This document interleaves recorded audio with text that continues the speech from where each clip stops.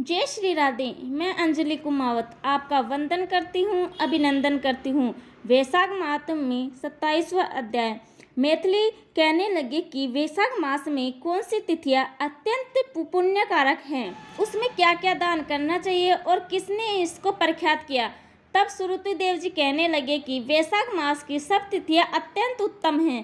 प्रत्येक तिथियों में किया गया दान कई गुना फल देने वाला है। संपूर्ण तीर्थ करने से जो फल प्राप्त होता है, वैसा ही फल एक एक तिथि में स्नान, दान, तप, होम, पूजन आदि से प्राप्त होता है। कथा श्रवण करने से तत्काल मुक्ति मिलती है।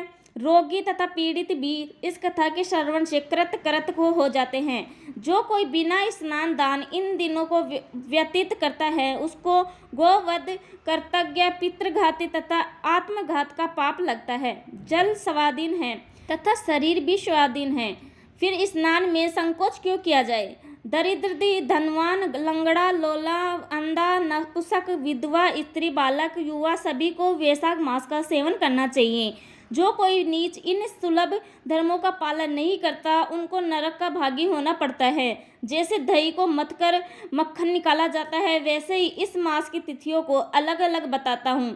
वैशाख मास के महीने में जब मेष की संक्रांति हो, तब पापों का नाश करने वाली अमावस्या को गयाजी करने का फल मिलता है। अब पितरों का एक पुराना इतिहास कहता हूँ। जब पृथ्वी पर सामान्य मनवंतर का राज्य था, तीसरे कलयुग के अंत में जब सारे धर्म नष्ट हो गए, उस समय अनर्थ देश में धर्मवर्ण नाम का एक ब्राह्मण हुआ। उसने घोर कलयुग में मनुष्य को पापों में रत देखा।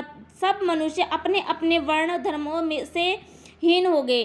तब वह ब्राह्मण महात्माओं के सत्र यज्ञ का देखने के लिए पुष्कर क्षेत्र गया। वहां पर ऋषि मुनि शास्त्र अनुकूल पुण्य कथाओं का वर्णन कर रहे थे।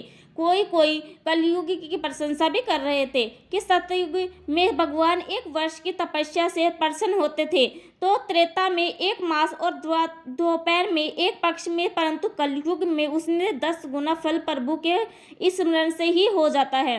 कलयुग में थोड़ा सा पुण्य कर्म भी बहुत अधिक फल देता है। जो दया, पुण्य, दया, धर्म आदि कुछ भी नहीं कर सकते, उनके लिए केवल हरि नाम उच्चारण ही उत्तम है। जो अकाल में दान करते हैं, वे बैकुंठ को जाते हैं। वहां पर जब यह प्रसंग हो रहा होता है, तो नारद जी एक हाथ में शीश और दूसरे हाथ में जिंघा पकड़ लिया कर उन्मत्त की तरह खूब हंसने व नाचने लगे।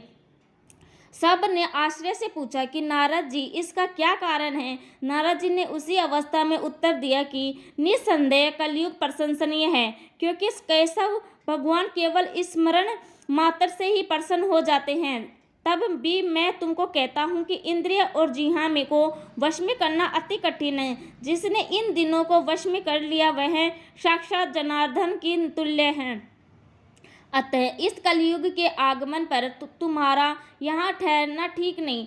स्वपाखंड में भूमि को त्याग कर अन्यत्र कहीं जाकर विचारना करना चाहिए। वे सब मुनि ऐसे वचन सुन यज्ञ समाप्त कर अन्यत्र पर्वतों पर चले गए। धर्मवाणी भी यह सुन नैष्ठिक ब्रह्मचार्य व्रत धारण कर, छाल के वस्त्र पहन, कमंडलों हाथों में ले जटा बड़ा कलयुग के अत्याचारों को देखने लगे कि संपूर्ण मनुष्य जाति घोर पापों में लगी हुई है।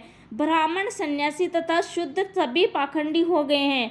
17वां अध्याय समाप्त। जय श्री राधे। वीडियो पसंद आए तो लाइक, सब्सक्राइब एंड कमेंट जरूर कर देना। जय श्री कृष्णा। राधे राधे।